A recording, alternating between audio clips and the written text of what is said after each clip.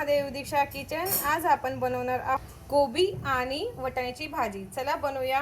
कोबीची भाजी बनवण्यासाठी मी 1 वाटी इथे कोबी घेतली आहे, 1 वाटी मी वटाणे घेतलेत, बारीक कापून घेतला 1 कांदा, कढई ठेवली आहे, त्यात तेल टाकून घेतले मी 2 पोळ्या। फोडणीला मी लसूण घालते, थोडासा लसूण छान ब्राऊन होऊ देऊ। जिरे घालते, थोडंसं जिरं आणि लसूण छान कळकळीत होऊ देऊ। आपल्याला कांदा घालते आणि छान परतून घेऊया।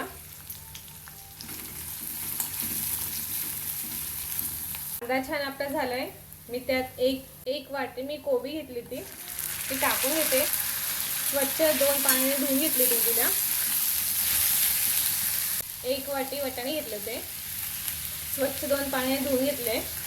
थोडीशी हळद घालते, चवीनुसार मीठ ऍड करते। भाजी छान परतून घेऊया आणि आपण त्याच्यावर 5 मिनिटांसाठी झाकण ठेवू।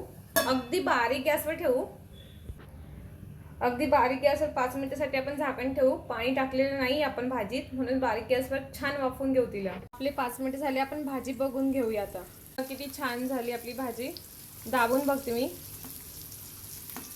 वटाणा झाला, कोबी पण छान झाली। चटणी पावडर ऍड करते आणि हा थोडासा गरम मसाला ऍड करते आणि छान परतून घेते।